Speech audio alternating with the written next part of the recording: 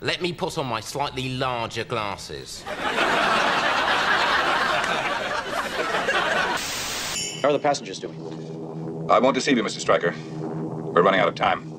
Surely there must be something you can do. I'm doing everything I can. And stop calling me Shirley.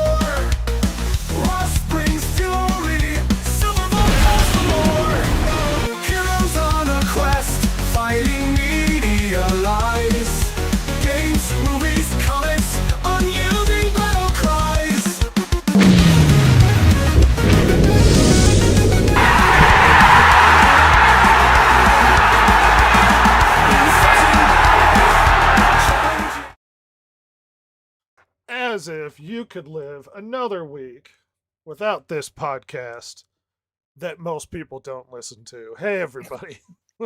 What's up, you guys? What's We're up, you changing how we guys? sound. We're going to be obnoxious as hell. It's another Mr. Beast episode. Yeah, that's right.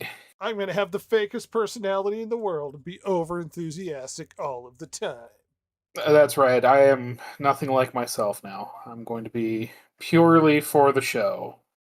I always like the fabricated personalities for like over enthusiastic YouTube videos. It is kind of funny.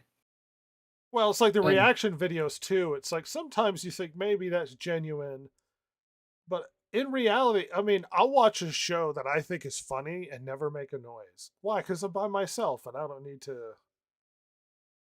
Yeah, it would have to be pretty funny for me to get an actual actually start laugh. giggling alone. Mhm. Yeah. For show. You like, excuse me? It is. If I watch something by myself, I'll laugh at it. But at the same time, it's like I'm sitting there thinking I would be terrible at those React videos because I just don't emote like that. Rhett knows this. My wife says I have no emotions. Oh, a React channel with Jason would be absolutely delightful. Hence the video, So the boring. little thing at the end of this podcast every episode. Because it's It would- hilarious. It would maybe develop a strange cult following, but it would, and then maybe years on after you stop doing it, it would be like internet lore. There was this React channel where this guy just never reacted. Hundreds to of hours of reactions. That trend of guys on airplanes raw dogging flights. Uh-huh, yes. Just staring at the back of the seat, you know? Why Yeah. not? Don't you have luggage? No. No. I'm just flying. Oh my goodness. It's a podcast. As opposed to last week where it was just me and Silver raw dog in this episode. Yeah, sorry everybody. I was out of town. I had a wedding, Ew. and if it had been my side of the family, I would have been back home, and we would have been moving on, and I would have been here. But because it was my wife's side of the family, You got they have to fake socialize. support. Yeah. Well, it was more the socializing aspect. It was like we had the wedding, and then we had to socialize afterwards, and then we had to go get ice cream, and it's like it was a process. My mom used to always have that problem with my dad with like socializing after church. Like she'd be literally sitting in the car and she knows he's in there talking to people. Oh, It brutal. would just infuriate her. She's like, I gotta go home. I'm gonna make dinner. You don't understand. You don't understand. Psh,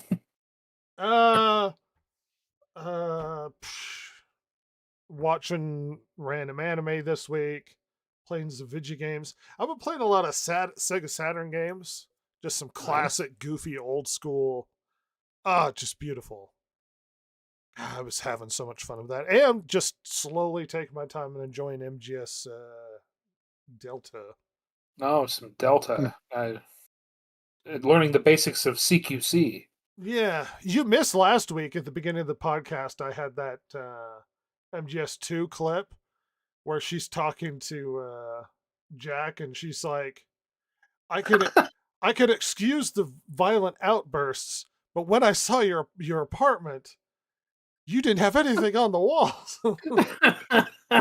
He's like, "Why are you upset?" Not even a poster. Not even a Nothing. poster. Oh my god, she sucks. Everyone complains about Raiden. Really, that part right there is just like, oh, Kojima, stop. No. I mean, in 3, you had that girl, whenever you saved the game, she had to tell you about a movie. Like, Kojima wanted to show off that he was into movies. You know, one day, more people will realize what a hack he is, but unfortunately, there's way too many people sniffing his ass, because, Jesus God, you try and bring that up and you get, well, you just didn't understand it. Well, No, as somebody I who did. loved Metal Gear Solid back in the day, with an adult eyes and quite a bit more education on things like political science and history and whatnot, I'm sitting here watching cutscenes of them talking about the geopolitical situation in the world, and I'm sitting there going, like, not really. I mean, the stuff he brings up or the preachiness he gets to, and it's like, no, you're not really right about that. Yeah, I mean, it's again, and I enjoy the games. Like, don't get me wrong. Like, I have had my fun with Metal Gear Solid. I have a wall scroll of Metal Gear Solid 2 that a friend bought me for Christmas many, many years ago. Ooh. But I mean, I treat it as like schlock. Yeah. Yeah, schlocky, silly nonsense. A little over the top, but it's fun. It's well made for the most part. Like, enjoy it. Well, one reflection I'd like to bring up, having played a bunch of these classic Saturn games and stuff, and having just a oodles amount of fun playing classic video games and thinking, man, just I miss back in the day we'd have all these beat 'em ups and shoot 'em ups and just these little JRPGs, and just how beautiful the sprites are with some of that stuff. And I'm sitting there going, oh, just I miss all these classic games, and I'm falling in love with them again. And I spent some time reflecting on it, and at some point I was like, we do have those games all of the time, made by small studios constantly. Yeah. Like I know there's a narrative that we have perpetuated constantly, that modern gaming has just gotten really bad. But in reality, what we're talking about is modern AAA gaming, not really modern gaming in general, because there are constant releases of platformers that are more beautiful with better frame rates and probably better controls than practically anything. It's like, I love beat 'em ups. We've probably had more beat 'em ups released recently than in total before this. Yeah, there's been a lot of them. It's interesting you talk about like indie studios. I didn't get a chance to talk about it last week because I wasn't on, but I've been playing this game called Crypt Custodian while my girlfriend will watch, and it's a really good little game. It's like you play this cat that gets sent to the afterlife, and you're cleaning up garbage with a broom. Yes, a cat.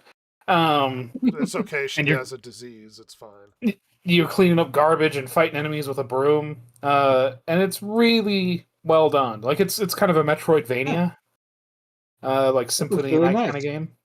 It's great. It's a great game. It was made by 2 guys. It was made by a guy and his brother. The brother did the music and he did everything else. Yeah, I enjoy it thoroughly. It's a great game.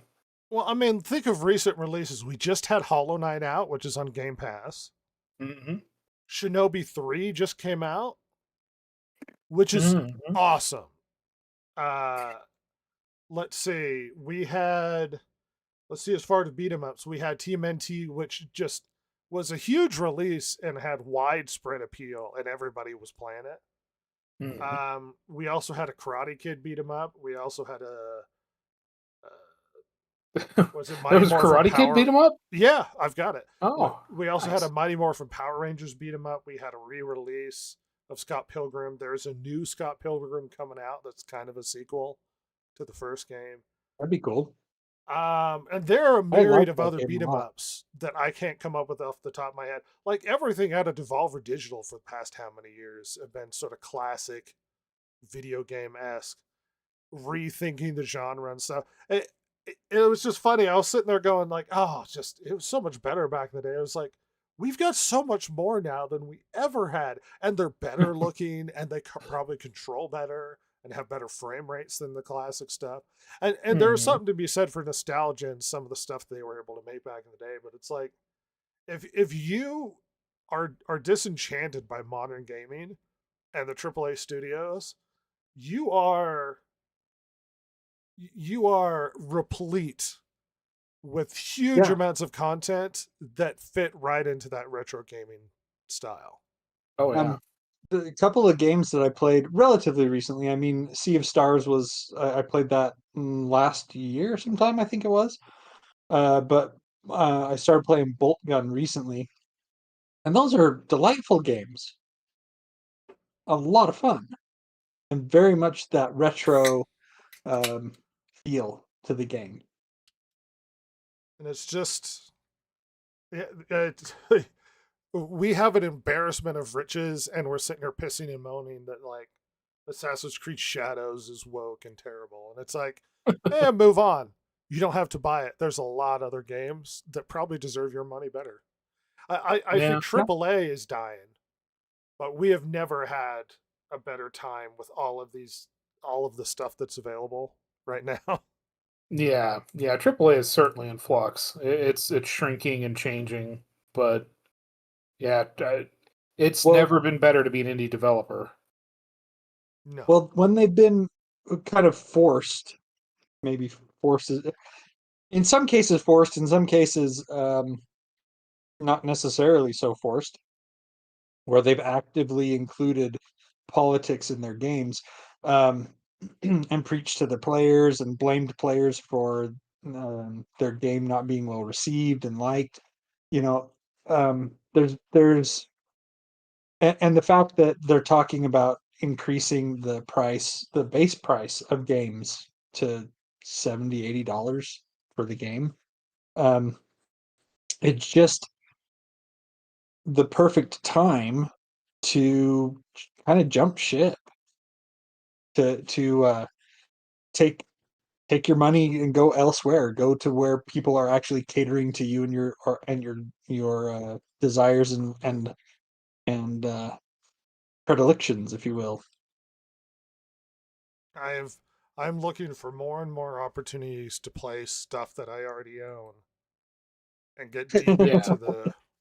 It's funny. Saturn is just a mess of light games on it, like Virtua Cop and House of the Dead and all those. Oh, they're so awesome. I was like, man, I wish we had more Oh, light game stuff like the peripherals with the light guns and whatnot. And I was like, you know what light mhm. guns are now? It's the VR. Yeah. I mean, that's light guns now. You know, that's has Yeah, somebody made true. like a Hogan's Alley copy for like VR? Surely there must have been. I don't know, but there are a lot of shooter esque sort of games on VR. Yeah, I was just thinking of that, like kind of those, you know what I mean? Like the stuff pops up and you shoot like shooting gallery kind of stuff. I'm sure certainly people make that. They should because that's cool. Cool as Yeah, I hell. wish the old light Especially, guns worked with uh, the newer televisions. I know somebody made something to like an adapter that can get it to work, but apparently that's not 100%. Yeah, hmm, that's I was gonna I say with a lot of the VR stuff, you could definitely do a lot of light gun type games with Yeah, that. but then it feels restricted to put you on like a rail. There's no reason mm, why you can't just True. move around, and then it just becomes a first person shooter in VR. which is a whole different style of gameplay. Yeah. Good times. I know a So couple of fun. you alluded to it. Jason went to a wedding and played some games recently. Anything else you've been up to? So I watched 2 Batman cartoons this past week. One was bizarrely terrible, and the other one was meh. Okay. So I watched Batman Bad Blood, and that was okay. It was, kind of a typical thing. I'm not really into Damian Wayne and the whole League of Assassins and stuff, and so Yeah, he kind of sucks. whatever. But that was okay, and it served as mental floss because the other one that I watched was Batman Ninja, and that is bizarrely terrible.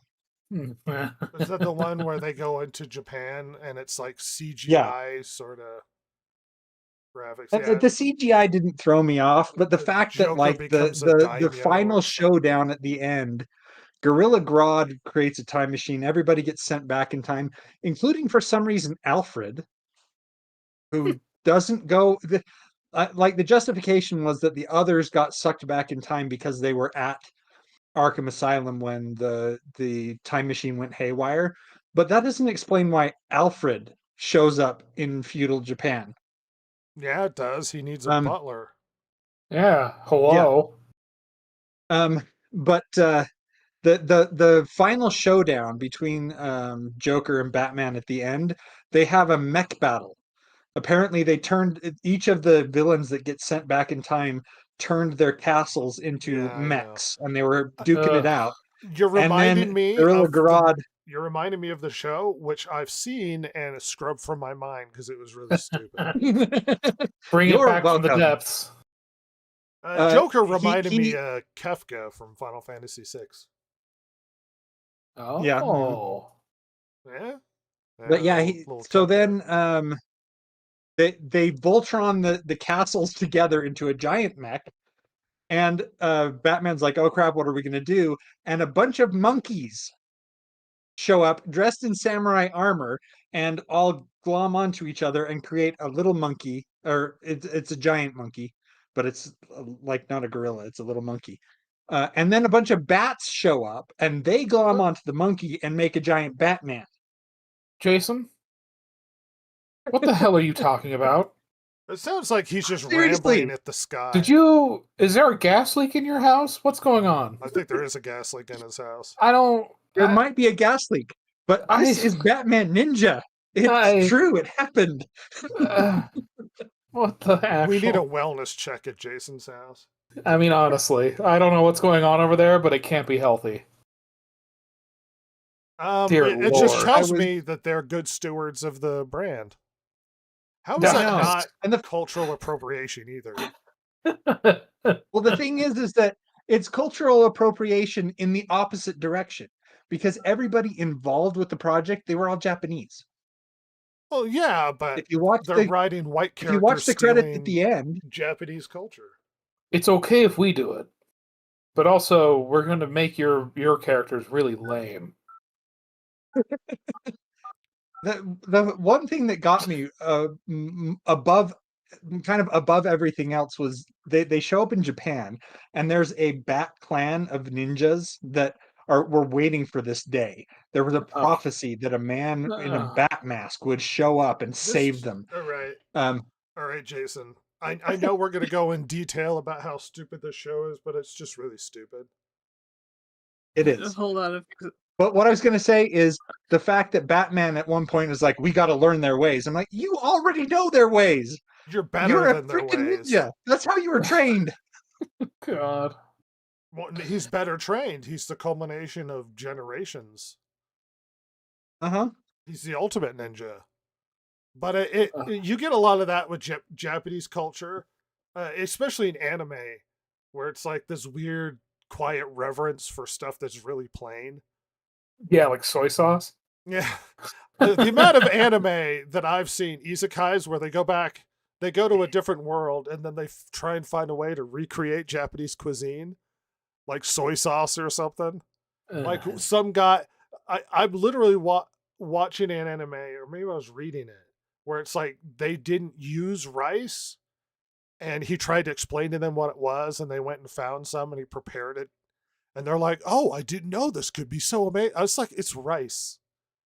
It's rice, people. Calm down." It's like sitting there getting blown away because you have oatmeal. That is. Whoa! Whoa! This oatmeal's amazing. Oh, Rhett. Oh. Speaking of Animu, Mm-hmm. I have taken advantage of my free 60 days of Crunchyroll. Oh, finally, because I was going to give you some crap about it. I was like, dude, I'm going to have to just start telling you shows to watch. I started watching Spy X Family. That's a fun show. It is. It's very nice. It's The very worst cute. part is maybe the girl voice actor. She gets a little annoying, but by and large, it's fun. Yeah, it's fine. Yeah, so far, I mean, I think I'm three episodes in, four. I don't know. It's good. I like it. And I was watching. I Told You Wrong the other day because I'd mixed up two animes in my mind because there was two that I had kind of seen before, or one of them, and one that I was going to. The one I was telling you about that's about like Japanese like cops or like intelligence service in China. That's Night Raid 1931. Uh-huh. And then the Pumpkin Scissors is more like a fantasy Europe ish thing, Yeah, kind of like yeah. what Valkyria Chronicles almost Sure. to my mind. But I started watching Pumpkin Scissors. It's all right. You know, it's kind of got the like back in the mid-aughts, kids, the mysterious, overpowered, and haunted side or main character was a big thing, and this has that. Mhm. Yep. There's because when you look at it, you're looking at the what's popular right now and the big stuff.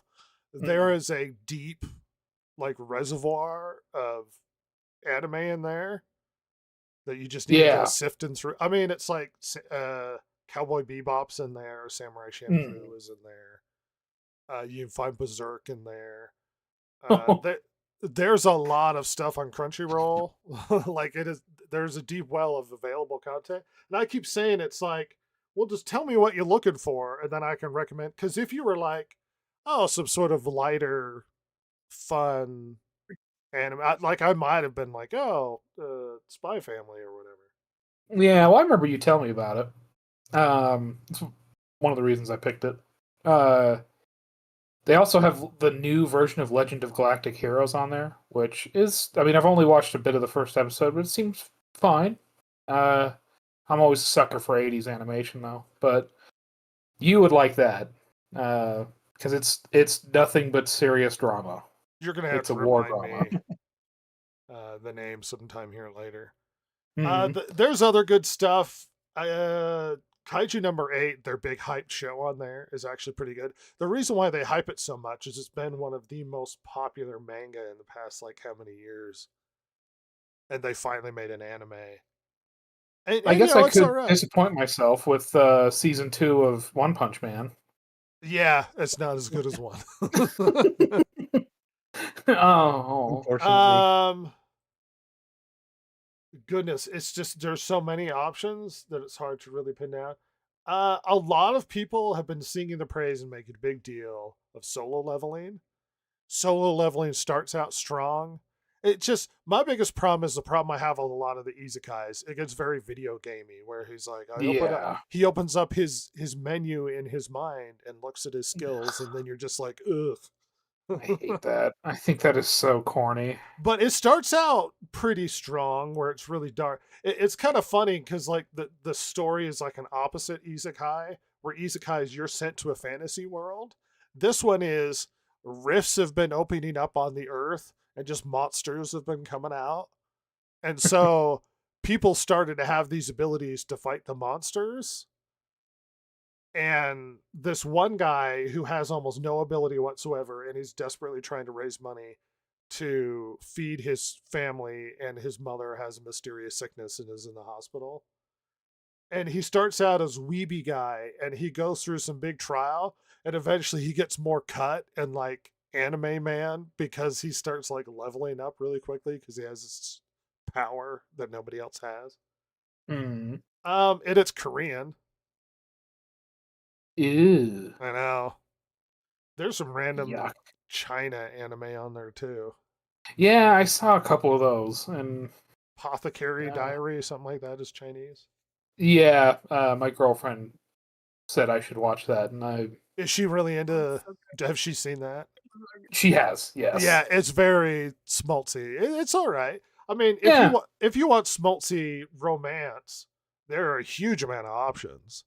Yeah, Oh, I mean, I'm more of I'll give it a whirl. You know, she recommended it, and you back that up slightly, so I'll give it a whirl. But that's usually not my thing. But I don't know. I'm a crusty guy, and I remember the Toonami and Adult Swim days. And Yeah. granted, there was some shit on there. Don't get me wrong. Hey, guess what? Yeah. Dragon Ball's on there. And it's the English dub. Yeah. So is Trigun. No, and the weird Trigun where they made everyone look homosexual. Was it the vampire one? Hell something? Oh, Helsing, Oh, yeah, Helsing. That's on there. love that. There's a deep well of stuff on there. There was one. It sort of fit up my mother's alley. That was sort of kind of a Sense and Sensibility sort of thing, where it's like, imagine you read the book to one of those Sense and Sensibility stories, and then you just get transferred to that world, and you're one of the characters, and the girl character spends all of her time desperately trying to change the events of the book because her character is supposed to die. No. And she knows who were the players and who were the ones that are scheming. So she can sort of like get ahead of predicting events to try and change things, which starts to change the outcome of the story.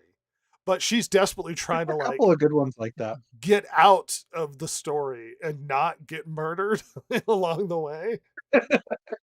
And it was actually pretty good. I quite liked it. And my mother really liked it. It was right up her alley. But because what you're doing is you're looking at the front page and like, oh, look at all these really bad isekais. Oh yeah, I was a teenage vending machine who got cast into a new world or whatever. Oh, It's like, as my far God. of all of the so awful. isekais, I probably hated that one the most. Yeah. I had more fun That one's so when he dumb. got isekai'd and then married a gorilla. Because that whole anime was just really stupid and funny. They take the vending machine one seriously. Oh God. Where he sits there and talks about how amazing Japanese vending machines are and all of the stuff you can get from them. I was like, who paid for this show? Japan Vending Machine Inc. or whatever? Yes. Yeah. It's really bad. As somebody who's probably watched more isekais than any human being should, I've seen like all of them. And there are degrees of some are fun and some are really bad. And it's just sort of all over the map. There are a lot of pretty good. Where it's just like, oh, this gimmick is he's a cleric who can heal. And he's the greatest cleric. And then he goes on little adventures. And it's like, okay. Then this one's like, he's a healer. And he's really like, healers are special because they can heal their bodies. So they get really jacked because they're constantly healing themselves while doing push-ups. So they just become monsters. And it's like, oh, that's also another kind of funny gimmick. And it's like everything has a slight little twist, but it's like it's a glut of like shovelware anime. It's like there's just huge amounts of it.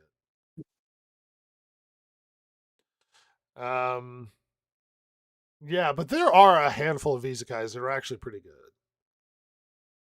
It's just you have to watch 40 of them before you can. Yeah, a lot of crap. Before you find the good one. I was gonna say the whole inanimate object, isekaiing and coming back as an inanimate object. I did like what was that one about the sword? Yeah, that one's I terrible. did like that one. Okay. There's I liked nudity it. in that one. No, I don't think so. Yeah, I'm pretty sure. There was an older one where he came back has a sword, and then a lady's top came off. That's on there. Good lord. And the funny thing is, I can't remember the name of it, but the name is probably "I died and came back as a sword" or something. Like that's probably the name of the anime. Reincarnated as a sword is the one that I was thinking of. But yeah, yeah. I've probably seen it. I'd have to go look at the images to tell. But then again, it probably falls in the it's all right shovelware sort of isekais, as Probably. opposed I to mean, it stands out as especially good. the reason I brought it up was because of the vending machine one. The vending machine one was trash, It's absolutely but the this one was worst at one. least watchable. As somebody who's seen like 100 isekais, the vending machine is the worst. The worst one. I had to force myself to finish it. And you might go, why would you do that? It's like, so I could say I watched it and complain about it. Because that's what you do. You complain about it. Yeah. Hello. Yeah. Anything else going on there, Ross? No, that's about it. Ross is slightly sick. Silver, stop being so talkative. Yeah, God, closing us all out. Shut up about it. Oh, wait. She's here.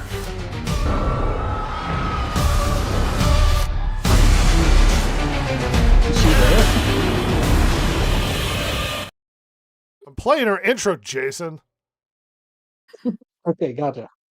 I keep silent during my intro. It's like I'm interrupting myself.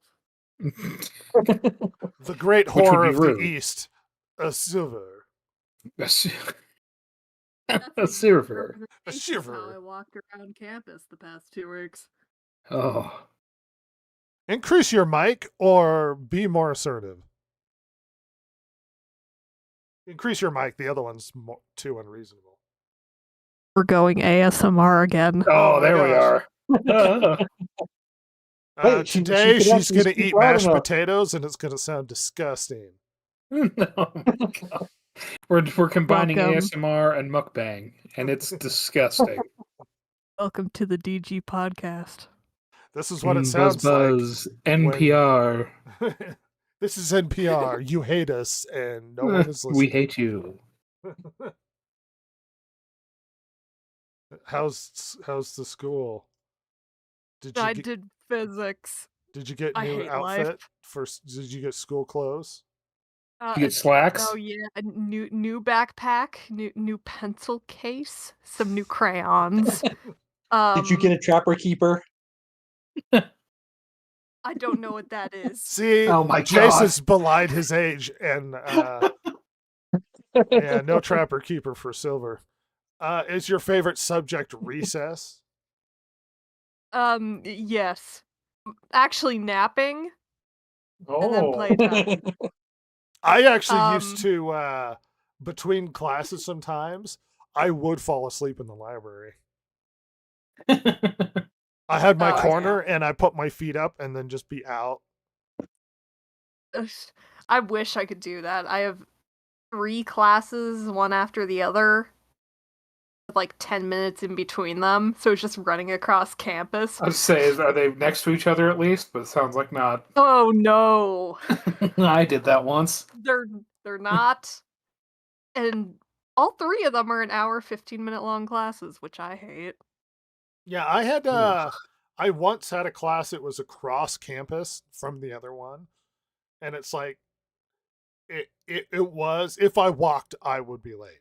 So it was a run every day. And I lost weight that semester. Just an all-out sprint to my next class. It's like, hey, Joys. why don't you get a bike? And my response is, hey, shut up. No. How about you shut up? What, you think I would be one of those chodes with a longboard? Yeah, oh, I love a ret with a You're longboard. You know, I literally the quintessential campus experience is the one time seeing that stupid kid with a longboard riding down the middle of Eat campus. it. Um, standing on shag carpet that he put on the longboard, barefoot, eating a pizza. And I was What like, is this, a Goofy movie? no, Cowabunga. no. This, and he had long hair, and I was like, what year is this? I mean, was he making the Leaning Tower of Cheesa while riding it? What's going on? Hey, buddy. Was it Pauly Shore? No, it wasn't Pauly Shore. It should have been Oh, Pauly Shore. it But really yeah, should have been. just barefoot on shag carpet on a longboard eating a single pizza. And I don't think he had a backpack or anything. I want something else. Dude, it was To get me Probably a through professor this. in that case. Semi-served time to life. Baby. I want something else. I have an amazing teacher. I'm gonna learn a lot from him. Is this the foreign guy? Indian. Yes. Is he The a Sikh genetic son? teacher who has the thickest Indian accent. Yeah. It is amazing to watch everyone shut down after like 10 minutes of trying to interpret what he's saying. Ugh. Just slowly, everyone just stopped taking notes. Next thing you know, they're playing solitaire. Wow, just scrounging for anything to do on their computer. My Oh, my yeah. stats You are all going to excel in that class. my stats Yeah. teacher was like Latvian or Lithuanian or something, and he had a thick accent. But the problem is you could understand, but you had to really pay attention. Hmm. And it was funny because you're paying attention really hard to hear him, and he was a really nice guy, and he said a joke and no one laughed because everybody was like concentrated on understanding what he's saying, and we weren't, there wasn't this casual sort of like we got the joke sort of, and he was like, oh, and I was like, oh. Oh no, buddy, it's okay. He was trying to make a joke. Yeah, Yeah. no one, because we were all trying to understand what he was telling us. It was funny too, because I had a Japanese girl that would sit behind me, and I was like, I bet it's worse for you. Oh, I would imagine. I had a economics teacher like that. He I don't know if he's like Filipino or he was from somewhere wild because his accent was really hard to parse out, and I just remember he was a Keynesian guy, and we learned hardcore about Keynesian economics, which is about as useful as learning So bad economics. phrenology. Yeah, I mean it's like learning phrenology and the. I'm going to teach you how I want economics to run, but it doesn't work like this. Yeah, I mean, like literally, I'm like, oh, Utopian like, economics. I think it's like the midway through the first day, I was like, Government, oh, socialism. well, all right. Oh, you're bad at this. No. I used to ask the Japanese gal that sat behind me to translate stuff from my karate class, and she would take forever because she'd be like, "These words are really old." It's like reading Middle English or something. Yeah, sorta. Yeah. Oh, good times.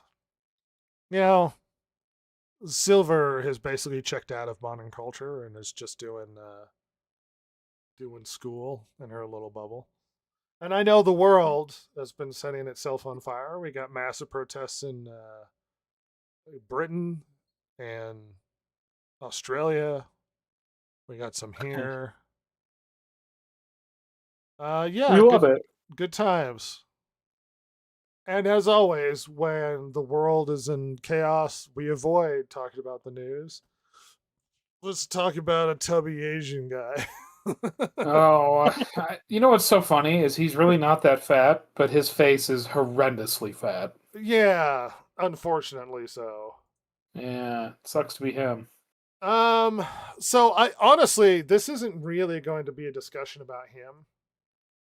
This is going to be a discussion about the topic in general. But let's talk about him temporarily. So, ProZD. I used to call him Prozd. Yeah, like Prozd. Yeah. Got in the news recently for a lot of drama.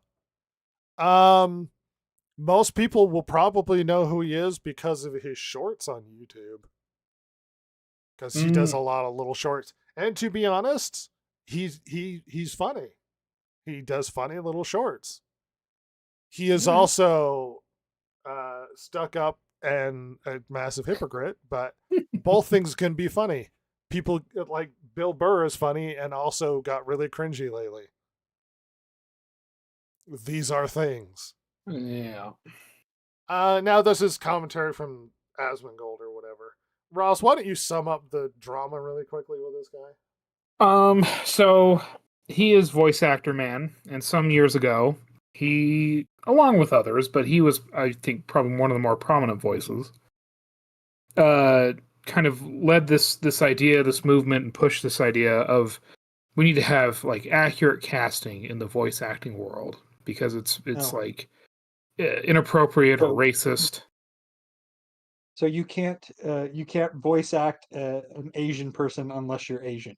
Correct. Specifically, if you're like a Japanese person couldn't voice a Chinese person. You have to have the No, not that far. I'll get to it.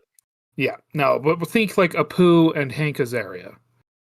Right. A Sephardic Jewish man probably, in their opinion, probably shouldn't be voicing an East Indian gentleman. But anyway, so he led this. At least he was a prominent voice pushing this, and it worked. I'm sorry because I don't keep up with anime, but there was a voice actress who had voiced a character for a long time, like years and years, and she was let go because she was not the correct race and replaced. And like I said, we see this with like Cleveland from Family Guy, Apu from Simpsons, various animes. I think I remember talking about her. Yeah, seems familiar to me in that sense. But so anyway, years later, he kind of realizes that there's not a lot of like he keeps getting sent roles, but it's all the Asian roles. And he asks his agent, like, hey, I'd like to read for this other stuff that's in here. And they're like, yeah, no, they're sending you that. And that's all they want you to read for. And he complains about this online. Where it was inappropriate to cast people as the wrong race. Sorry. Well, exactly. No, you're good. Yeah. But he complains about this. And I remember it kicking up some dust then. But most recently, a new animation was cast, and he was cast as a white guy. Yeah, to voice a white guy. And this brought this controversy back up, so much so that he has now left Twitter and just gone to Blue Sky. Well, because he's tired of everyone calling him a hypocrite. It doesn't help that he becomes this big champion of it's racist to cast people as the wrong race. And then he gets cast as a white guy and everyone's like, oh, whoa. You said we can't do this. And clearly, look, I could see the type of person he is. But it's not because he actually cares or holds these values. The complaint is he wants more work. Yeah. And he makes whatever argument that makes him seem pathetic and sympathetic to try and whine his way into getting more roles. But much like with women, acting more pathetic and complaining is not going to get yourself women getting, coming your way. That is not the road to success of, like, pathetic is not how you get more jobs. And so you might get some sort of moral pseudo high ground when being like, well, why are you casting all these white people to play Asians? That also means that you become a complaining wiener and no one wants to cast you. Now, he actually has a good voice. It's a low voice. And shockingly, in this realm, the least important thing is what you look like. Yes, it's more how you sound. Like especially with voice acting, if somebody did the casting of my life and they did an animated show, if they cast a black guy, I wouldn't care. I would be probably more impressed because he probably sound better than I do. But I wouldn't really care. Now, let's at least finish the discussion around him because this opens up a general discussion of the issue with casting voice Well, acting outside of the race. But before we go I into mean, that what was direction, this guy expecting to happen when he said, "Okay, we need to make it so that if a character in some animation is a certain race, you can't just hire anybody. You have to hire someone who is of that race to actually portray that, even though we probably can't tell." You know what I mean? We Yeah, can't tell the well, race of the voice actor by the tone of the voice. I'm I'm Now you can betting. probably tell the gender of the voice actor by the tone of the voice, but I mean, what was he expecting? That I'm suddenly Batman was gonna, the role of Batman was gonna fall into his lap because Batman's white. If you make it so that nobody can be cast for a role unless they are the race of the character that they're portraying, you're not going to get those roles.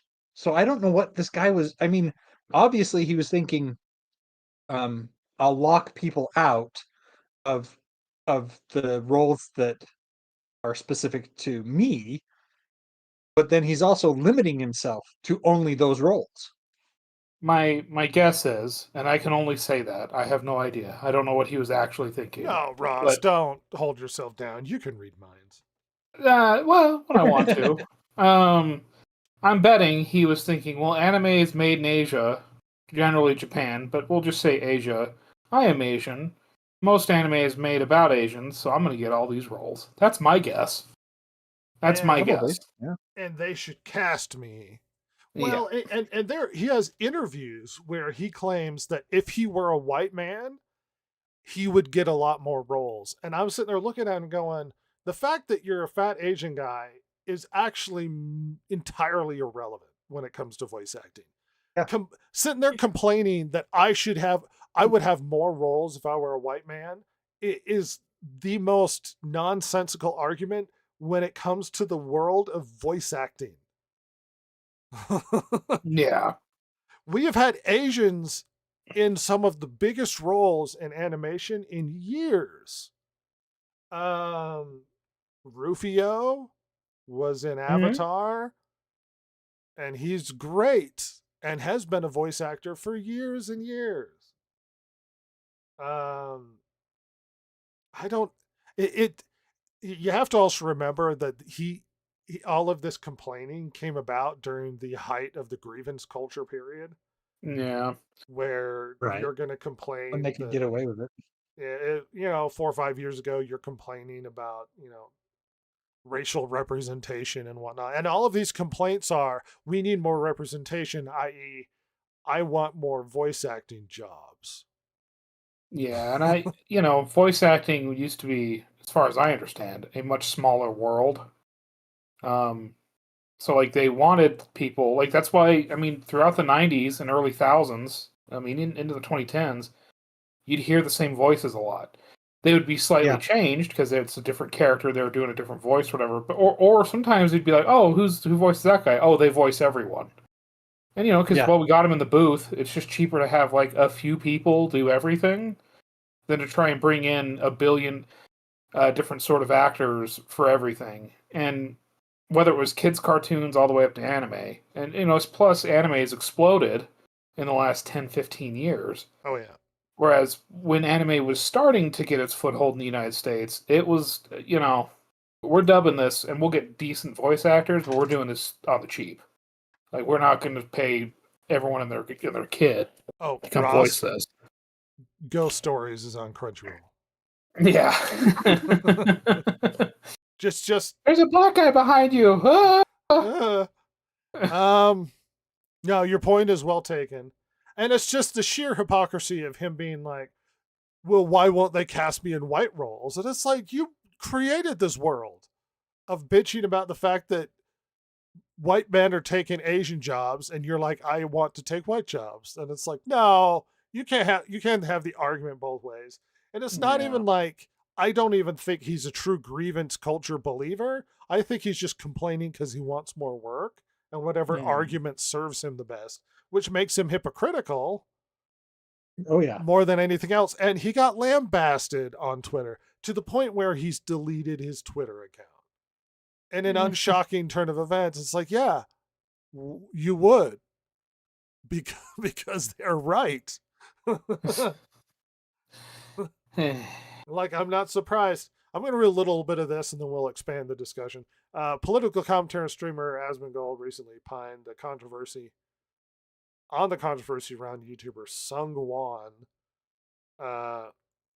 which I've heard a lot of jokes of Sungwon Guy, but Sungwon Cho over his comments about voice acting. The YouTuber is known to lend his voice to characters in popular anime such as Retatosker in God of War Ragnarok, a known figure within anime industry. Isn't that classic white folklore stealing? Anyway, cultural appropriation sort of thing.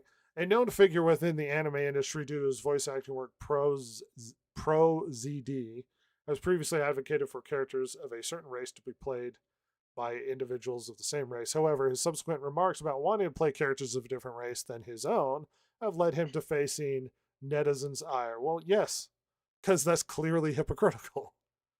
The disapproval has become stronger since ProZD's recent acceptance of playing a non-Asian character named Orville Park in Knights of Guinevere pilot, with him supposedly receiving negative responses to his announcement on X about playing the role.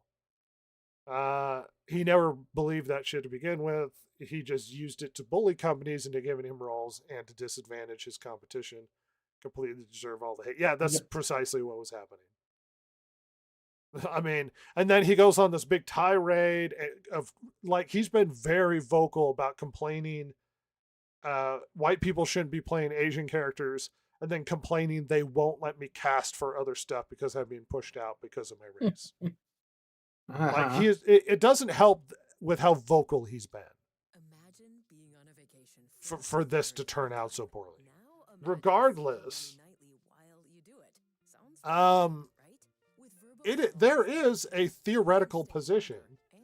Now, voice acting is not really that important when it comes to the race, because as long as you can do the voice. But I would argue there is theoretical moments where casting somebody of the right race actually benefits the voice. And oftentimes that comes to things like accent. You can have people fake an accent, but oftentimes that sounds exaggerated or like your character. It's like I might be able to do an accent of someone who's Southern, but it's like if you cast somebody who's Southern, it'll probably sound more authentic and sound more correct. It's like getting the correct Detroit accent out of a white guy. It's like you can, but it'd probably work better if a black man was doing like an authentic Detroit. You know what I mean? Or Baltimore or that sort of thing. And so there are occasions where we're casting not necessarily strictly on race, but somebody from that culture actually benefits the role because they come across more authentic. I mean, you can cast me as a gangster from Compton, but should you cast me as a gangster from Compton? Even if I do a decent facsimile, it's like it'd probably be better if you cast somebody who's probably close to that culture. Now, is that strictly necessary all of the time? No. And especially when it comes to stuff. Culture.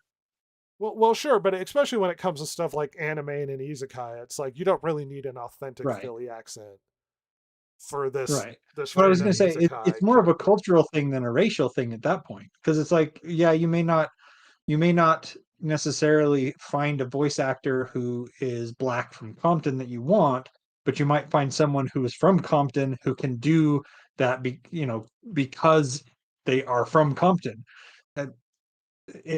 It is arguable that the race still doesn't matter, and it's more the experience of the person behind it. No, the race doesn't matter, but the race often coincides with those specific cultures. Yes. And that's the only reason why I'm adding this qualifier, because much like anything, it's not always just 100%, but by and large, the race is the least important thing when it comes to casting. It's like Hank Azaria did a really good Apu, and it's like, well, it's comical and exaggerated. And it's like, yeah, because it's a cartoon comedy. Yeah. What you're not It's looking not for supposed is to be true authentic. to life. Well, you're not looking for authentic Punjabi or whatever. Like you're Right. not, and that's the point of all of this.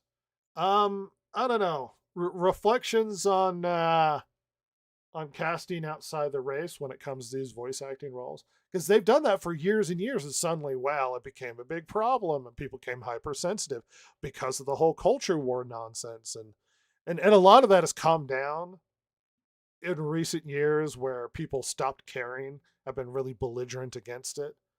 Hmm. But Yeah. it's come to a head once again with this popular YouTube individual, because he's been so vocal that it's like, well, here we go discussing this again.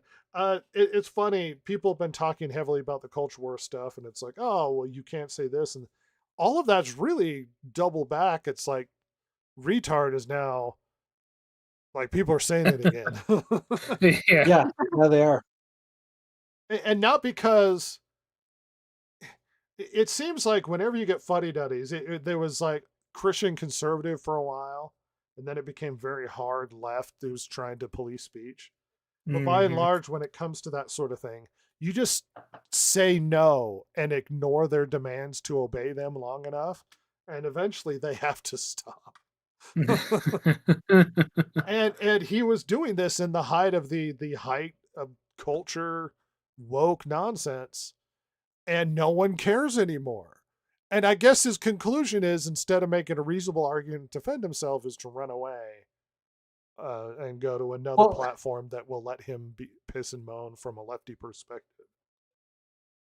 I think that he's really realized that he's backed himself into a corner and he doesn't have a leg to stand on. You know, we've pointed out the hypocrisy that he has perpetuated for all these years, and he's like, "Ooh, yeah." So there really isn't anything he can say. I mean, sure, he can say, "Well, I was just doing it to make sure that Asians were represented in voice acting." It's like they probably already were, and they didn't need your help. Well, and And so he really doesn't have a leg to stand on. well, here's the thing though. He's talking about this in a very multicultural nation. This Yeah. argument isn't being made in Japan or in China or in Korea, where it's like you don't have enough diversity in your voice acting because they aren't diverse cultures. Yep. We Hmm. are one of the most diverse cultures in the world, where being American isn't strictly being white. Being American is more of a nationality and a culture rather than Hmm. strictly a race. And these arguments aren't made in Japan, where it's like, well, you don't have enough white representation for your white characters. And it's like, because they're all Japanese? Like, it's not really that relevant that they have to be white. And you know what is even more shocking is they're making a Japanese show for Japanese using Japanese voice actors, because that's the demographic and the consumers that are consuming it.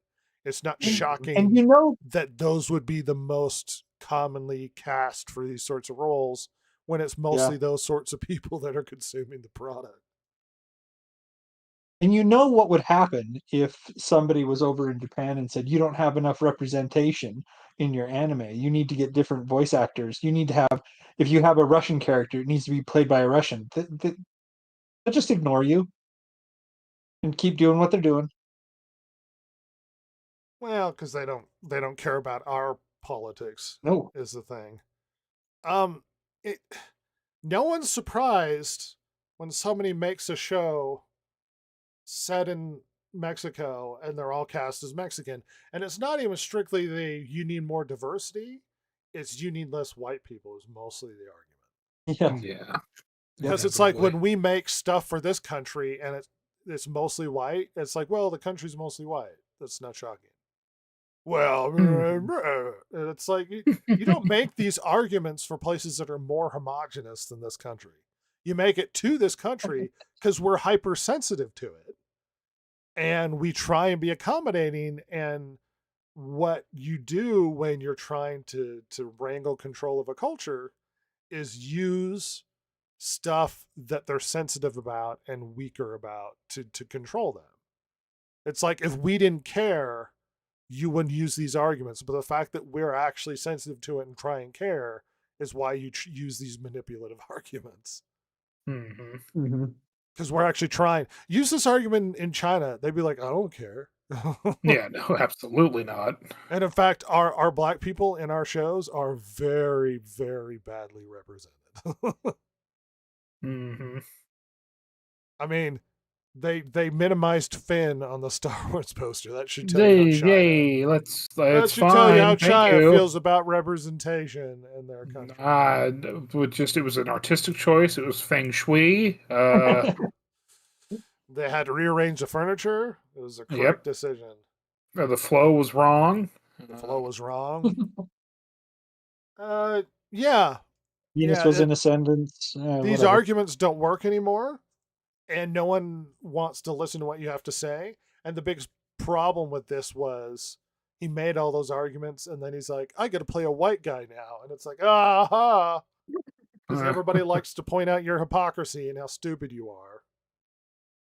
Congratulations, sir. You've stepped in it. Yeah, but I don't care.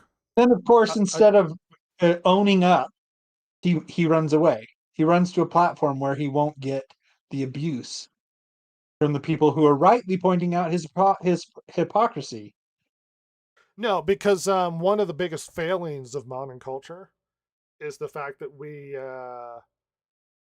create bubbles and protect ourselves from opposing opinions. Because modern technology has given us the ability to be selective of the media we consume. It's all on demand. Then we select stuff that agrees with us or fits within our bubble. And then we create bubbles that don't get penetrated by disagreement or ideas that we disapprove of. Because it's like, I guarantee you, if you're a lefty, the algorithm figures it out and they watch what you consume. And as far as you're concerned, you never hear anything from a right-wing perspective show up on your feed on like YouTube or whatever. Because it knows you're not interested.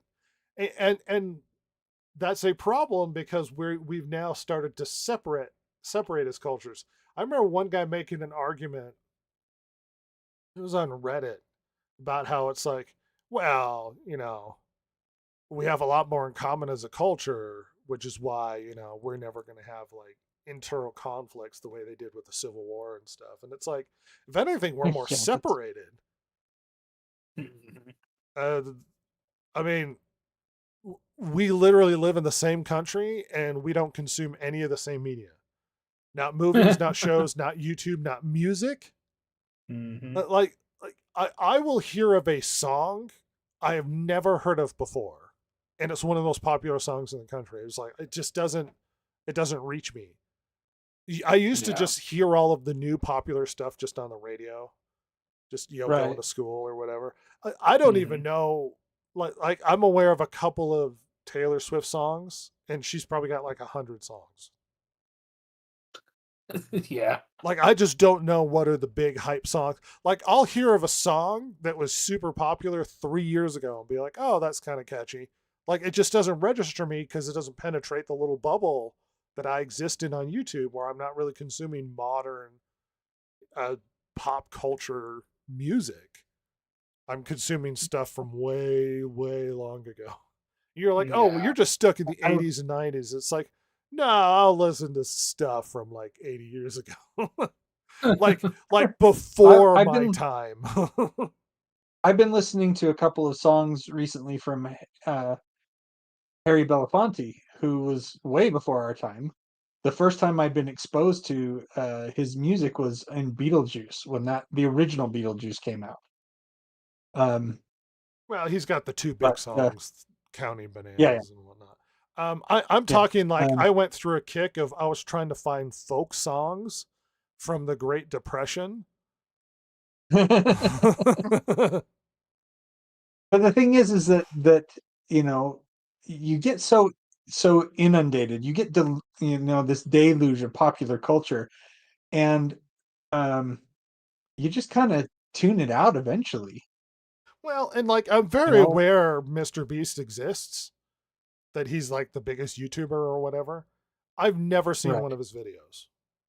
I think Me I've either. maybe seen them show up once or twice on my feed, but I've never seen one of his videos because they don't appeal to me. I'm not into that Nope. weird, like, hyper manipulative. Oh, I spent $1,000 to force people to eat their poop or what, like whatever the sort of nonsense that those people do.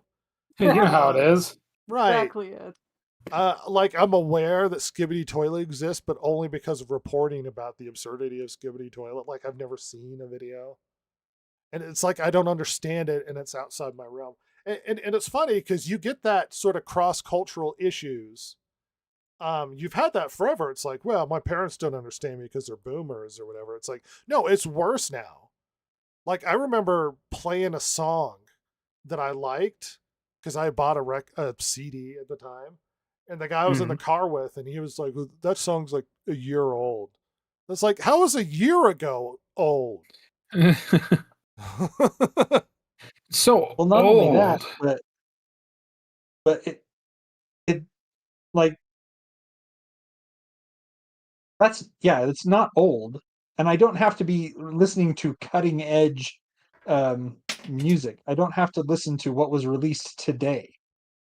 Can, but Well, I you don't don't have to have to. do anything. I think the major point is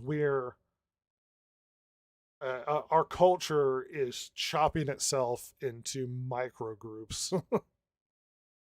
Yeah, that is I mean, it true. used to be like, oh, well, gamers, like we're some sort of demographic, we're a subculture or whatever, and it's like that's not. Gamers is such a big group now that it doesn't even delineate enough people that have anything in common. Like they used to try and treat it like we all have stuff in common. It's like maybe 30 years ago. Well, well, now they're counting, anybody who picks up a mobile device and plays Candy Crush, they're suddenly a gamer. You know, it's Well, like, I'm not even talking about the expansion of the term. I'm talking people who play video games regularly are so diverse now that somebody who plays that's League of true. Legends has nothing in common with somebody who plays classic RPGs. And that there's not a cross in the Venn diagram here, and that there's no collective I would group say that, that encompasses everybody when it comes to gamers anymore. It used to be gamers was true, like, well, we all played Mario and Zelda. Like that's not even right? true anymore. Like interests are so divergent and the group is so big. Yeah, That's like saying people who like movies. Hey, everybody who likes movies, let's get together and agree on this social issue. And it's like, what you I mean, mean, 100% of people? that's really the not the bare minimum.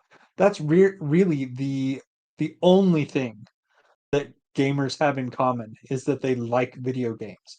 And you can't even say, I mean, that's so broad that it has almost no meaning anymore. It doesn't. Because it used to be that it was like, you like video games? Well, then you played Mario, you played Zelda, but now it's like, you like video games? Well, that's great. Are we talking mobile games, RPGs, console only?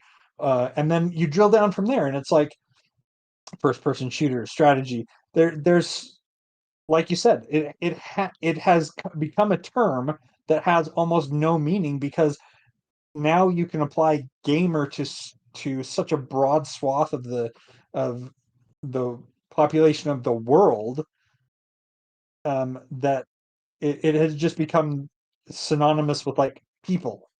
Well, like being a nerd used to be an exclusive term, and then it's like it True. became pop culture.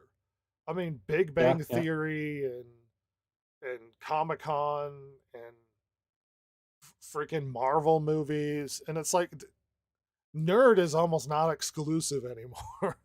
Like I would see people on dating profiles post like, "I'm kind of a nerd about stuff." It's like, oh, you saw 2 Marvel movies and somehow now you're qualified. It's Well, now that these have been now muddied with the and term diluted. new, well, I was going to say now the term nerd it has become a descriptor, not a like um the name of a group. Like nerd used to be like the name of a group. If you were a nerd, you were in this group. But now it's like I am a gun nerd. I am a video game nerd. I am a book nerd. The Ross nerd likes is now guns. just a way to say I'm really passionate about something. Remember those movements they used to have, this like gamers unite or whatever, and it's like you can't get enough gamers to agree on anything. What the like we can't even Get- agree on the same stupid games that we like. We are constantly bifurcating over like whether or not a company's gone woke or whether or not things are cultural appropriating stuff or whether or not there's enough Yeah. representation in anything. And this culture war infecting games has infected movies, it affected everything. There's no unification across these groups anymore. It's just Mhm. not a Well, then thing. instead of trying to unite everybody, they've been trying to drive everybody apart. Well, It's now no longer I can see something about this that is appealing to me, and therefore I recognize that you may like it more because more of it appeals to you than it does to me. And I just it's not my thing. And now it's not my thing means I hate you because you like this thing. well, It's that's like what that's not what I that's said. that's what intersectionality actually is. It's Yeah, separating yeah. people based upon minor characteristics and categorizing them into little groups. I think the general point still remains that there's no uh, being a gamer is far too wide a term, and being a nerd about stuff is far too wide a term anymore to really mean anything. It's yeah, everybody falls under that category. It's like, oh, I'm into anime, and it's like, well, just that's now become more So is diluted. It's everybody. like my mother's seen a bunch of Ghibli movies. That doesn't mean she's into anime, but it's like every these terms will dilute anymore. Things that used to be exclusive, where it's like a handful of people in your town were into that sort of thing, is that it's now meaningless. But we've definitely steered way beyond the voice acting conversation. But I think it's pretty self explanatory. Your race should mean nothing. And in fact, he has a good voice. And I don't think his race really means anything. He probably just sucks. And that's why he's not getting roles. And then be belligerent about it and browbeating voice acting companies over racial representation probably also scared them away from casting you in movies or Yeah. in any Yeah. anime. And you know who likes complaining? People who want to hire you. They like it when you bitch all the time. Oh yeah, big fans of that. They will Makes love you that. really attractive Hmm. as a Top of potential employee. resume complainer. Yeah, Silver, just remember, you got to complain. That's how you Hired get me. good grades. You complain at your teacher. Hey. You don't turn Silver, anything in, you just complain. Silver, what do you think about the topic at hand? Just everything we've done. I think this man is stupid. You're gonna I have to really got nothing ASMR about it, me. but okay. I'm here to ASMR you. You're probably leaning back in your chair and half asleep, being like, and you're too far I away have from it like right by my microphone. shoulder. I don't understand why. I'll just have to scream. It's fine. Well, you can adjust your mic and stuff. Yeah, I'll do that later. Uh,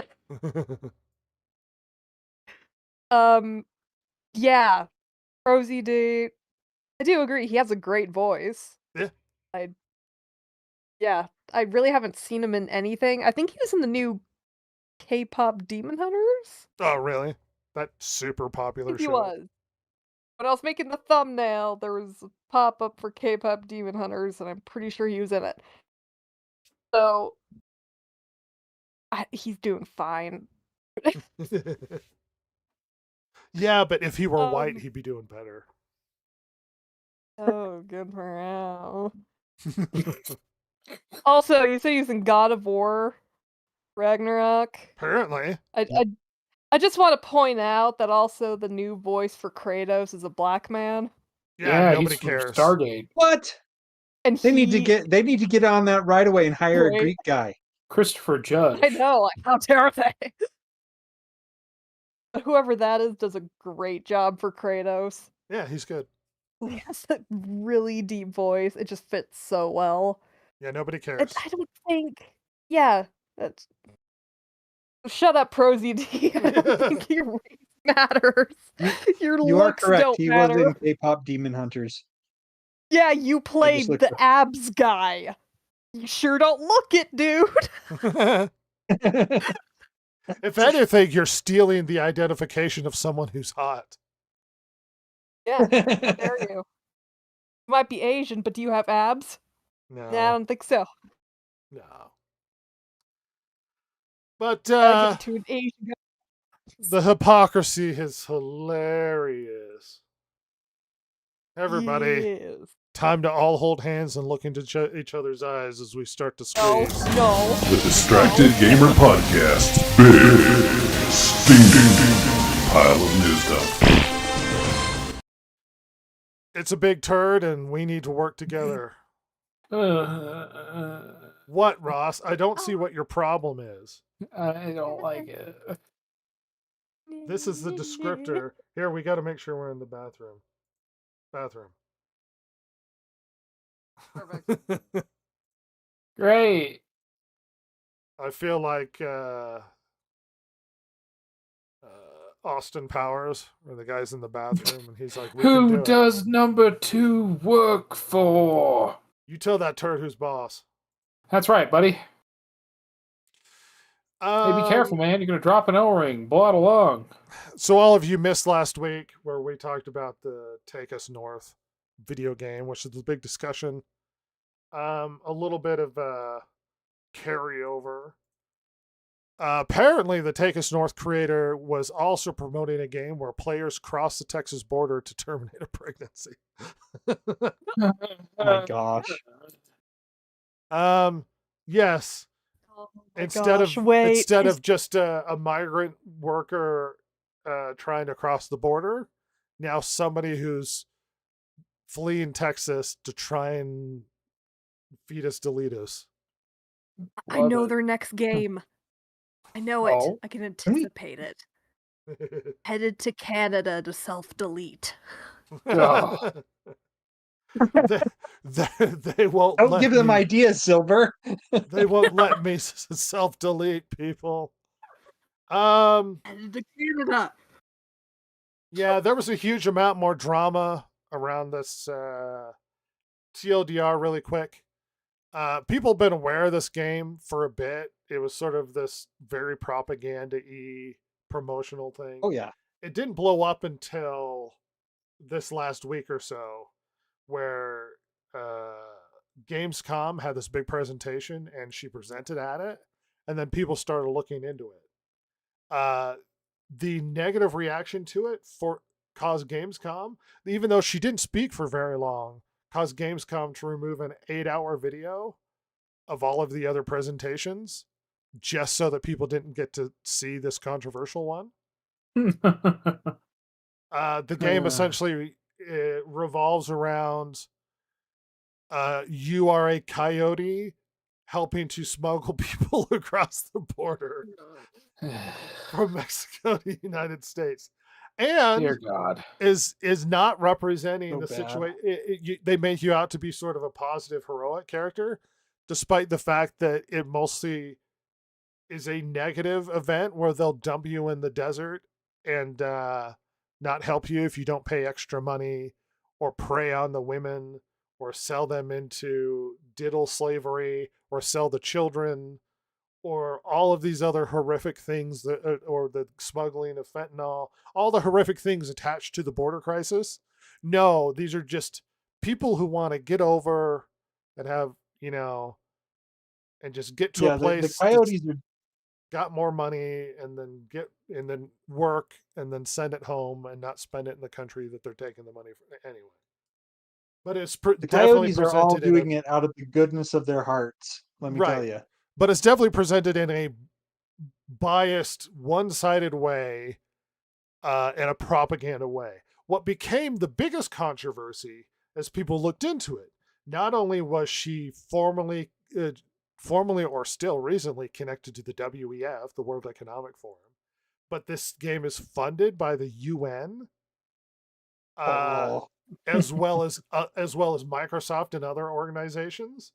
Also, she has connections to Sweet Baby Inc. as well as some of those of course she does. groups. And people started looking into this, and it's like, whoa. So, like, international groups are funding a game to promote a propaganda message about how migrant workers from Mexico are just nice people, and not actually represent accurately that it's a really horrific humanitarian crisis that should be like addressed in an accurate way, that this is really propaganda funded by the United Nations. It's perfectly fine, thank you. But yes, apparently she was also promoting someone fleeing Texas. See, here's the problem with that.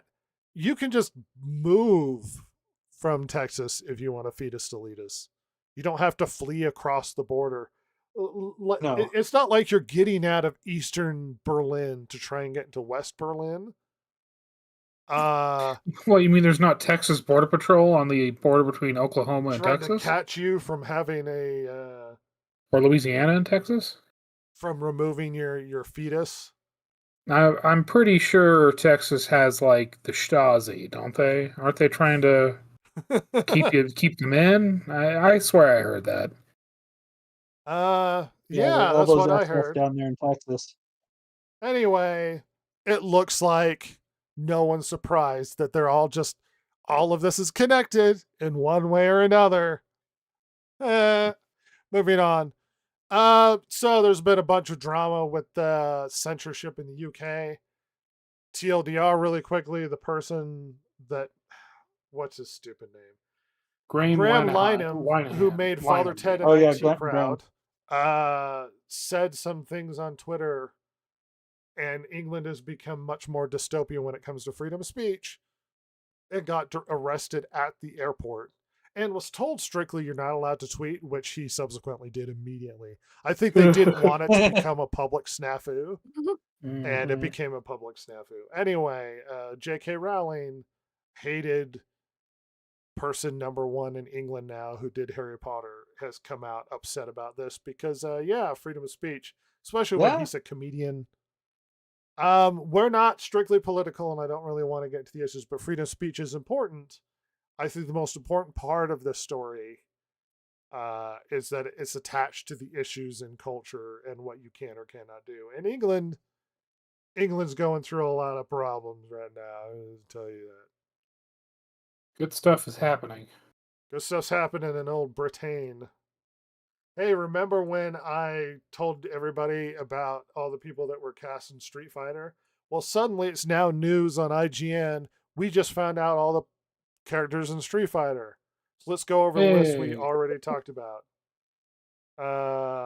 Ken Masters is Noah Centineo. I don't know. I clicked on the name. It's not showing me the picture. Anyway, Andrew Koji's Ryu. Kulina Ling is Chun-Li. Roman Reigns is Akuma.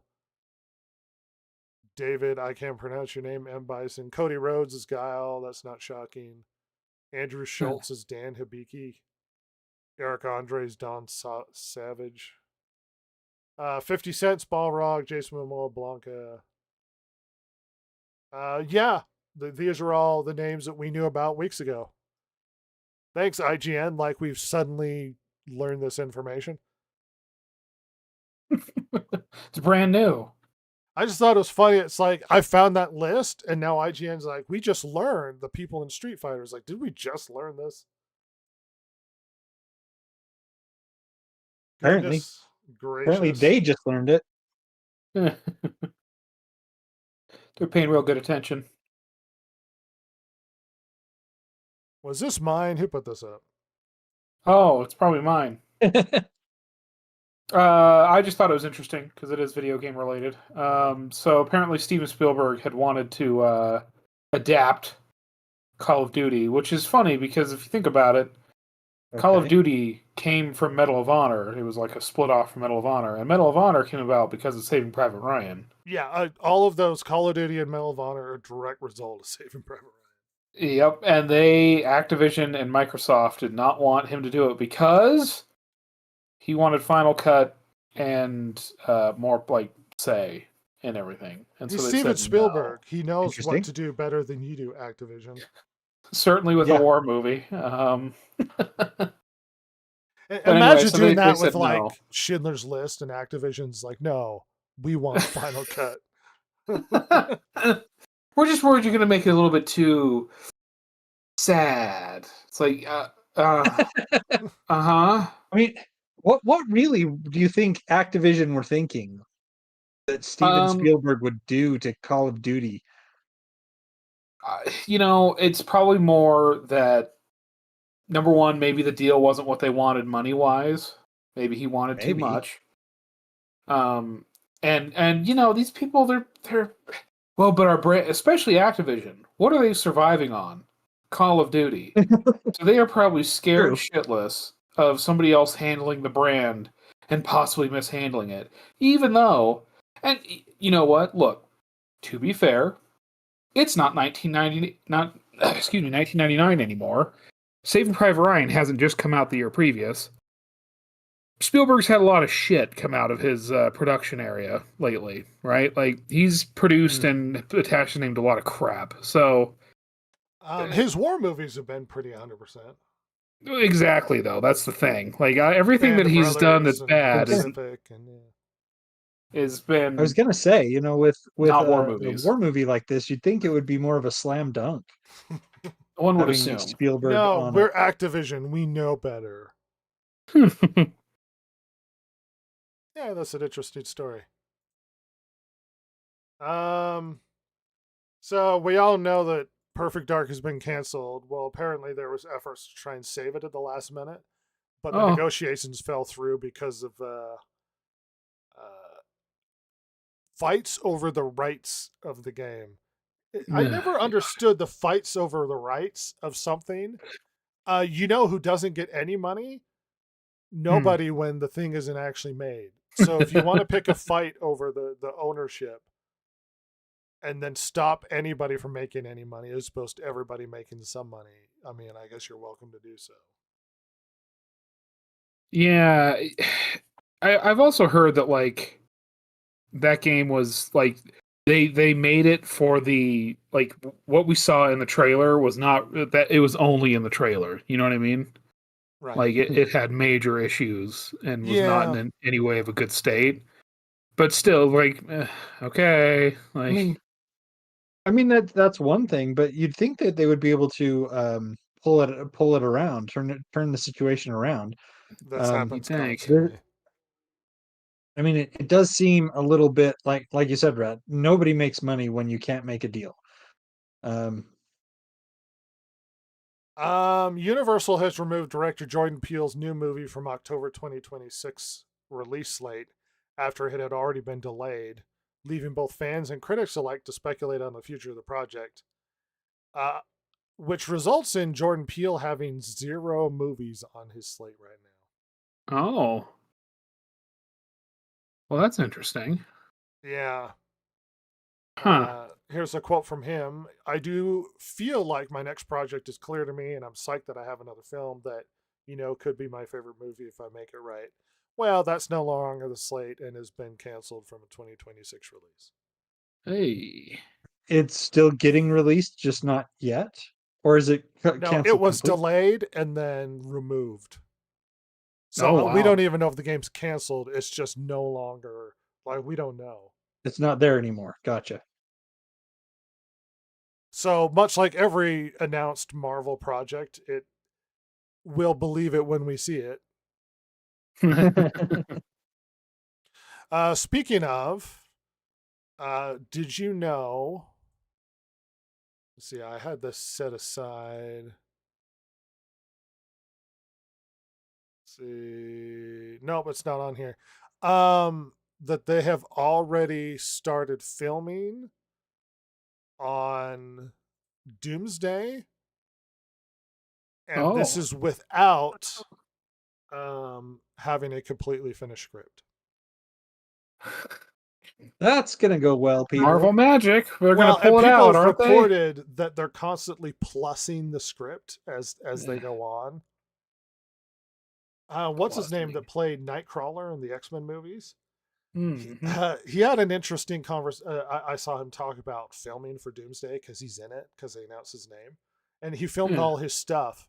And somebody asked him how it was, and he said it was confusing because he filmed on a green screen with nobody around, talking to somebody that they wouldn't tell him who he was talking to, saying lines that he didn't know what they meant. What the how art, everyone. It's art. This is art we're making. And he's like, I didn't really know. Well, and it reminds me of Ewan McGregor talking about Star Wars 2 and 3, because they're like, oh, what about the 2? And he's like, they were mostly a blur. He said, I spent a lot of time on green screens and then sometimes with Hayden Christensen.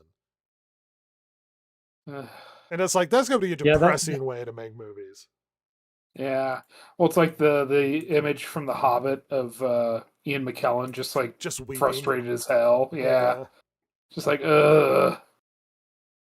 I gotta say that this really bolsters my confidence in the movie that they got one actor who doesn't know what's going on, can't tell anything about what he did, and the production people won't tell him anything about it.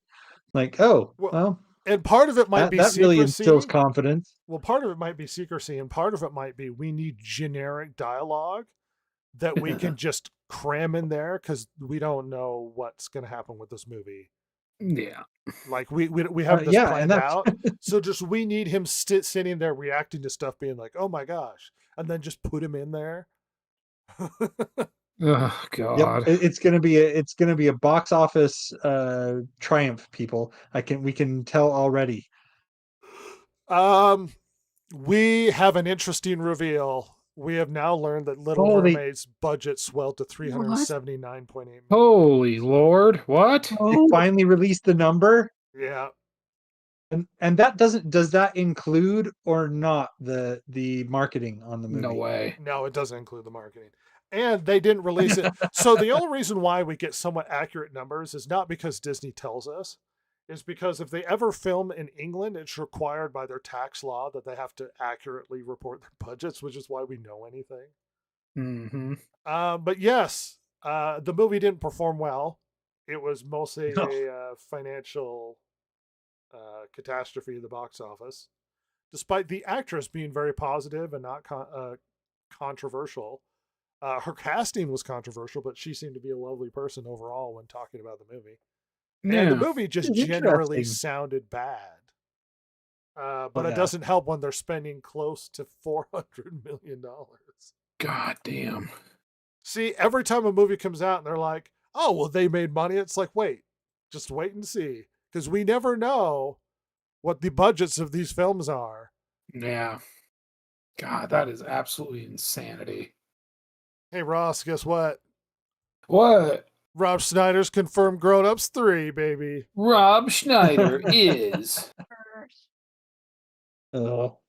Silver is going to be watching it because her dad loves all those terrible films. Yeah. Papa Kaiju. He loves them Grown Ups. Oh, speaking of Mr. Beast, apparently they're so confident in Tron 3 that they're featuring ads with Mr. Beast. No, Red. for Tron 3. Here's Mr. Beast dressed in Tron outfit because I want to go see a movie with an internet hack like Mr. Beast. Is he in the movie or just promos? Just promos, but it's gross. I hate it even. That's still bad. That is still bad. It might encourage some 14-year-olds, but it discourages me. Hey, everybody, if you were worried about the dystopian future, Orson Welles' estate has slammed an AI company's plan to recreate lost scenes from the Magnificent Ambersons disappointing and attempting to generate publicity. Yeah, so they're apparently using AI to recreate him to fix the lost scenes from one of his classic films. And his estate is not happy about it. So, can you tell me more about these lost scenes? Were they supposed to be in there, and or were they scenes that got cut and they're trying to reconstruct 43 them, minutes or cut what? from its released edition. And they're trying to Okay. reconstruct lost footage. So it probably wasn't something that Orson Welles wanted cut. It was probably something that the studio cut Well, because this is it the had an movie excessive that runtime. Orson worked on for a long period of time, as I recall, that never got Uh-huh. fully finished. So isn't this that one that he worked on for Um, years and years? And yeah, I think so. I know of that movie. I don't remember the name of it though. yeah.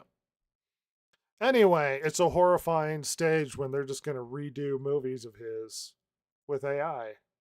Jangle out that AI corpse. You It know what I all was started with creepy Grand Moff Tarkin. Everybody. You know what, Silver? You know what I've been sitting here asking for? I've been What's asking that? for a Life is Strange TV series from Apple. Oh my gosh. No. Another I need Northwestern garbage video game lesbians, and I becomes a want them garbage TV now show. with mysterious lesbian powers. Oh, I love it. Feed me more. Yum, yum, yum, yum. Oh, it's so stupid. Hey, anybody who thought that Tomb Raider was canceled and was wrong, because as much as they haven't been talking about it, apparently it's still moving forward, and Sophie Turner is Laura Croft. Oh, damn it. That sucks. I'm sorry. The Like she Phoebe just. Waller-Bridge show, Ross? Great. They tell me it got canceled. No, it's going forward. Yeah, everybody thought it was canceled because they haven't talked about it in a long time, and Phoebe Waller-Bridge's brand Oh. has been dead. But I thought we you were just got changing news, too. subjects. No, No. Sophie Turner has been cast. This is the most recent news about the show. It's going to be a bomb. I've got a bunch of minor things I'm going to go through really quickly.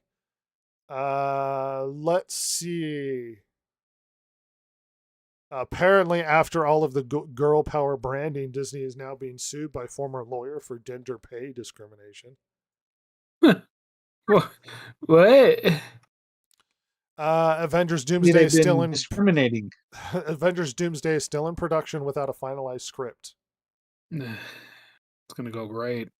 Let's see. They started filming in be April 2025. Let's see. But worked on the movie didn't mean a script was finished or that the directors knew what happens in the film. Even after 3 months of filming, boss Kevin Feige acknowledged the screenplay was being refined on set while what he called plussing every day. Around the same time, reporting and interviews indicated Michael Waldron, who previously wrote Loki and Doctor Strange, was actively assisting Stephen McFeely on the Doomsday scripts as they were filming. Reinforcing script pages, blah, blah, blah. Yeah, things are going really well for old Doomsday. I love the language these people come up with, like the corporate kind of stupid language where it's like, yeah, it's not a rewrite, it's plussing. Like, yeah, we're just gussying it up as we go. It's like, well, you're gussying up, no script. Yeah, like it's corporate speak for we don't know what the heck we're doing, but we're not going to tell you that. Apparently, Disney is being forced to pay $10 million for allegedly mishandling children's data on YouTube. Apparently, the FTC complaint zeroed in on how Disney used YouTube to distribute clips from its most child-friendly content, Frozen, Toy Story, The Incredibles, Coco, and even classic Mickey Mouse cartoons, rather than marking these uploads as made for kids. Disney allegedly relied on default channel leveling settings that categorize them as not made for kids. That simple choice had big consequences. By mislabeling the videos, YouTube was able to track data, collect personal information, and target ads on children's content. Oh, so they opened it up for a bunch of other drama to happen. Yeah. Yikes. By and large, it seems the word out that this has been a bad year for Hollywood. Box office has just been miserable. Oh, I mean, what with big hits like 28 Weeks Later and Did you Less see Than the new Stellar trailer for the Superman next movie? one? I have not. I'm going to be honest. I've been avoiding it. It doesn't look good as good as the trailer for the first. Well, with a great talent like Nia DaCosta, I'm sure it's going to be just fabulous. What do you mean? Well, and it retreads a lot of ground that the first one did. Like we spent a lot of time with that doctor. Wait, I was thinking about that. So it's named. The subtitle is Bone Temple, Yeah, it's just a lot of his stuff. and we've already seen the Bone Temple in the last one. Yep. Yeah. Oh, and that giant Wang zombie is in it again, so we're gonna get a lot more Wang. We love a Wang zombie. You know who we're talking about. Everyone knows. If you have questions, go look up that review. Yeah, go look up our media illiterate review on this channel. It broke us slightly. Did you see Nia DaCosta her comment on the movie? She's like, finally, I have a good script. And it's like, Nia DaCosta, you filmed the what is it, The Marvels? Yeah, didn't she write that? She wrote that movie. God. I think What an Don't you co-wrote just it, love but it when yes. these celebrities come out and they say what we're all thinking and they don't realize it? Well, and like, yeah. Anyway, she's The fascinating. story I wrote for that was trash. Pedro Pascal is up for the lead in an NC-17 rated gay detective romance. Oh, it's right up his alley in more ways than one. Apparently, it was abandoned by Joaquin Phoenix. He was originally slated for it. It's called Eddington. Huh. I've heard of that one. He backed out. Well, Pedro's the right man for the job. And Peacemaker is still really inappropriate and just terrible. It's just a terrible show.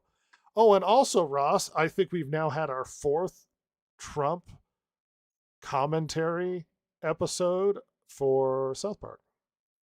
Oh, good.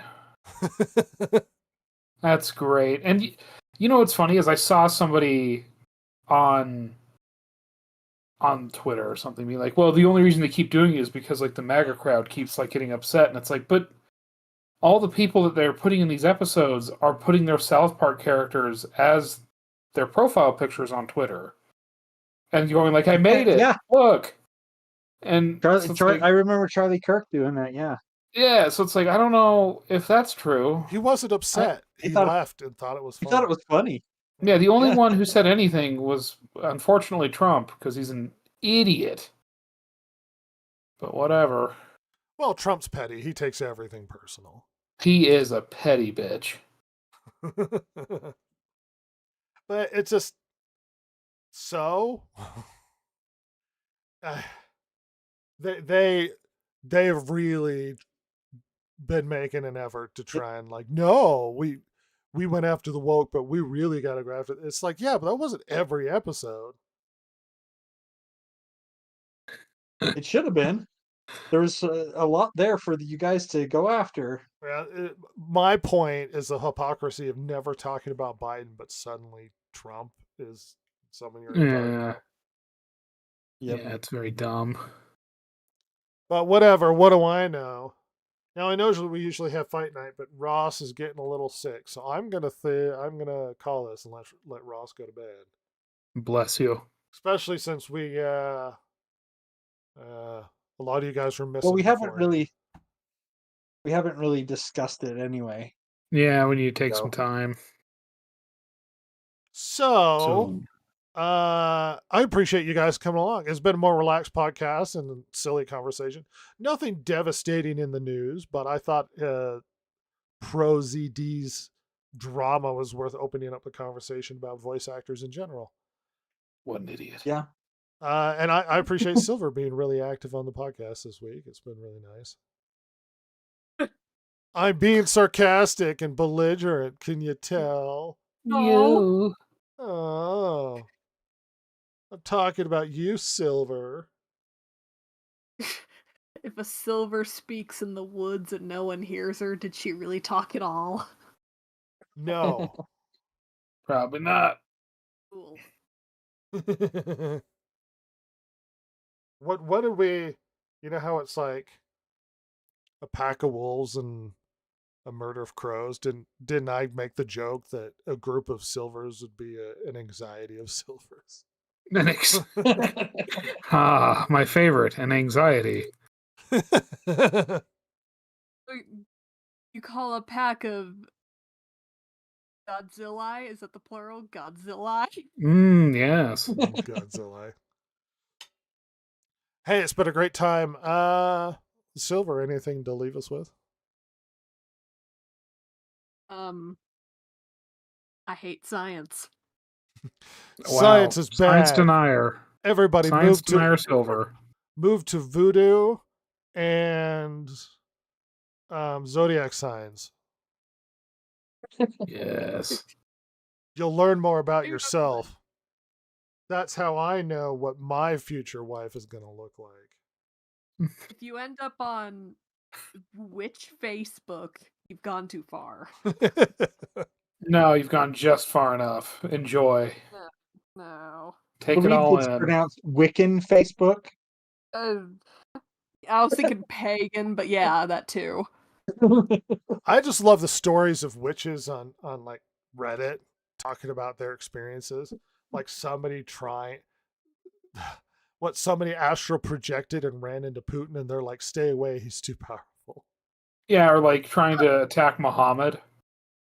There was a group effort of witches to try and take down Trump, and it didn't work. And their claim was that he was too spiritually powerful, or he had a bunch of witches protecting him, or the CIA or something.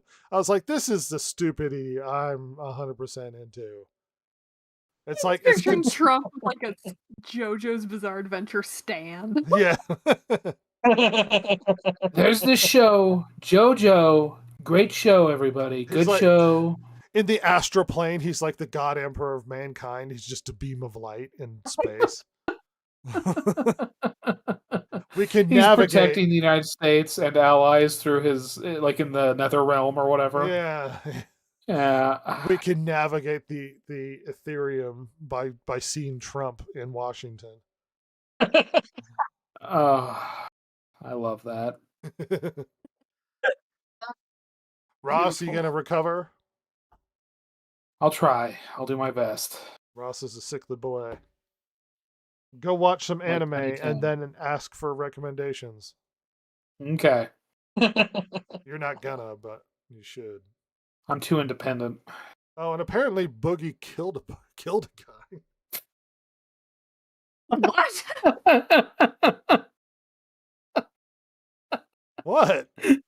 Boogie killed a guy. Well, a little girl, but No. You're gonna have to explain this later. Yeah, we will. Yeah. Jason?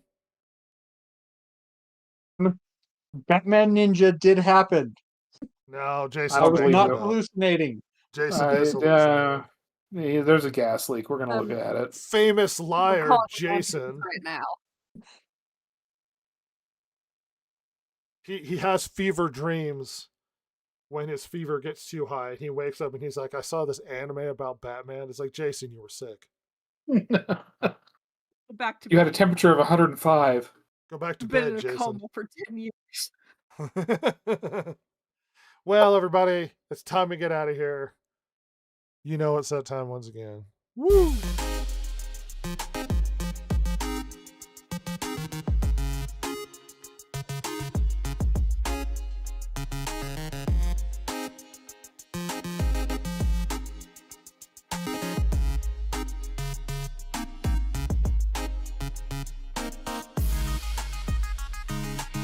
If you like the show, follow Rhett, Jason, Ross, and Silver, the world's most lethally stupid internet personalities on Twitter at DG Podcast, or on Instagram at DistractedGamers. If you liked or hated what you heard here today, you can email them at thedistractedgamers@gmail.com and share your feelings. Not that Jason would care, since he hasn't any, of course. Oh my God, it's so juicy!